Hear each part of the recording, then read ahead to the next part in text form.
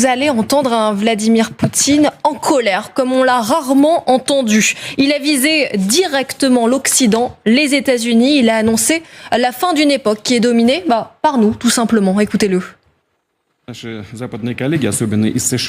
Nos collègues occidentaux et en particulier les États-Unis ne se contentent pas d'établir arbitrairement des normes auxquelles les autres pays doivent se conformer, mais ils enseignent également qui doit les appliquer et comment se comporter.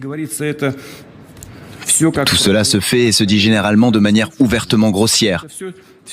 Il s'agit là d'une même manifestation de la pensée coloniale. Nous entendons sans cesse « vous devez, vous êtes obligés, nous vous mettons sérieusement en garde ». Mais qui êtes-vous? De quel droit pouvez-vous avertir qui que ce soit?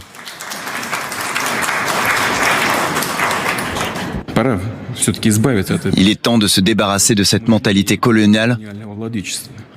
Je veux juste dire, essuyez vos yeux, cette époque est révolue depuis longtemps et ne reviendra jamais. Jamais.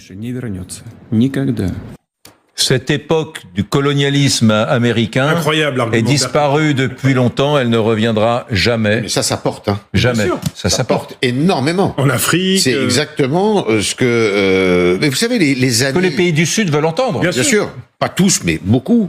Vous savez, les années Bush ont marqué quand même, hein, les années Bush fils, junior. L'invasion de l'Irak, ce que l'OTAN a décrété dans les années 90 pour le Kosovo.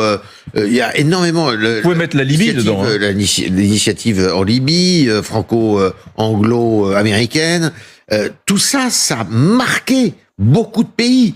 Et ce qu'il dit là, c'est reçu, mais comme parole d'évangile, par énormément d'États dans le monde, notamment en Afrique. Ça, c'est une évidence. Mais j'imagine aussi en Asie et un peu partout en Amérique latine. Je crois que en ce moment, les réflexions de Poutine, c'est pas pour ça que les gens adhèrent à Poutine, mais ils partagent ce diagnostic. Alors moi, j'ai un de mes vieux copains qui me dit, mais il est brillant, hein, qui me dit toujours le ras-le-bol des États-Unis, de la domination américaine. C'est un tabouret, c'était 3 pieds. Et je suis pas loin de penser comme lui. C'est le beau vieux ras-le-bol de la question du colonialisme postmoderne, américaine, qui est présente partout, sur Netflix, un colonialisme culturel, un impérialisme qui fatigue un peu. Vous voyez, quand vous regardez un film le dimanche soir et que vous devinez, comme c'est un truc à l'eau de rose américaine, vous devinez toujours la fin du film. Bon, ce colonialisme culturel, je dirais plutôt impérialisme. Bon, deuxième truc, plus sérieux, la suprématie du dollar. Alors vraiment la suprématie du dollar, ça c'est vraiment insupportable pour beaucoup de pays. Et troisième élément, me dit mon vieux copain, le wokisme dans les sociétés traditionnelles, en Amérique du Sud par exemple, mais aussi en Afrique et en Asie, mais surtout en Afrique et en Asie, le wokisme c'est une chose qui est insupportable et donc on dit ce Poutine finalement c'est un sacré résistant, etc. C'est celui qui défend la famille traditionnelle, celui contre toutes les forces de destruction, selon eux, toutes les forces de destruction de la famille, des parents, des enfants, c'est toute la théorie parent. Oui, alors vous allez réagir donc un peu dans le même lot. D'abord il se paye les Américains très sévèrement.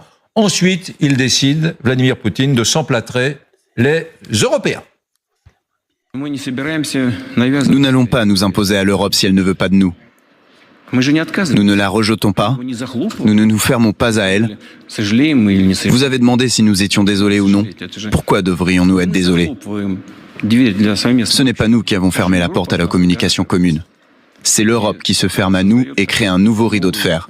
Ce n'est pas nous qui le créons, mais les Européens qui le font, à leur propre perte et à leur propre détriment. Colonel, en gros, l'Europe est en train de créer un nouveau rideau de fer, mais lui, il y est pour rien. Bien sûr, non, mais alors dans tout ce discours, effectivement, il y a qui est finalement pas très éloigné de tout le discours du djihadiste, par exemple. C'est cette idée de se défendre contre le nouvel ordre mondial, dominé par les Occidentaux et particulièrement par les États-Unis.